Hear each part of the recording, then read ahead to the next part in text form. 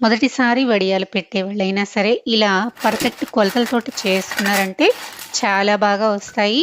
ఇవి సంవత్సరం పాటైనా నిల్వ ఉంటాయి. మనం పులుసు కూరలు చేసుకున్నప్పుడు లేదంటే స్నాక్స్ ఏమి లేనప్పుడు ఫ్రై చేసుకొని తినటానికి చాలా టేస్టీగా ఉంటాయి.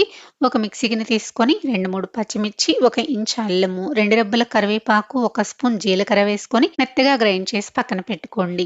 ఒక గిన్నెలో 1 గ్లాసు వరిపిండిని కొలిచి వేసుకుని వేరొక గిన్నెలో 1 గ్లాస్ వరిపిండికి 2 గ్లాసుల వరకు వాటర్ వేసి స్టవ్ పైన పెట్టి మరిగించి తగినంత సాల్ట్ వేసుకొని మనం పక్కన పెట్టుకున్న వరిపిండిని వేసేసుకొని మంటని లో ఫ్లేమ్లో పెట్టేసుకొని ఇలా బాగా ఉండలేమీ లేకుండా గెరటితోటి మ్యాష్ చేసుకుంటూ కలిపేసుకున్న తర్వాత కారానికి తగ్గట్టు పచ్చిమిర్చి పేస్ట్ని వేసుకొని మరొకసారి కలిపేసి స్టవ్ ఆఫ్ చేసి చల్లారనివ్వండి. ఒక్క హోల్ ఉన్న చక్రాల గిద్దలు తీసుకొని ఇందులో ఆయిల్ అప్లై చేసేసుకొని లోపల ఇలా పిండిని పెట్టేసుకొని వడియాలైతే పెట్టేసుకుందాము.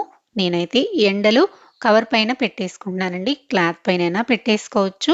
చూసారు కదా, ఈ విధంగా మీకు నచ్చిన సైజులో ఇలా వడియాలు పెట్టేసుకొని వీటిని ఒక రోజంతా ఎండలో బాగా ఎండనివ్వాలి. ఒక రోజు తర్వాత బాగా ఎండిపోయాయి. కవర్ పైన పెట్టుకోవడం వల్ల తీసుకోవడానికి చాలా ఈజీగా వచ్చేస్తాయి. వీటిని తీసి ప్లేట్లోకి వేసేసుకొని మరొక రోజు ఎండలో బాగా ఎండిన తర్వాత ఒక డబ్బాలో స్టోర్ చేసుకున్నామంటే ఎన్ని రోజులైనా నిల్వ ఉంటాయి. తప్పకుండా ట్రై చేయండి. వీడియో నచ్చితే లైక్ చేసి సబ్స్క్రైబ్ చేసుకోండి. Thanks for watching.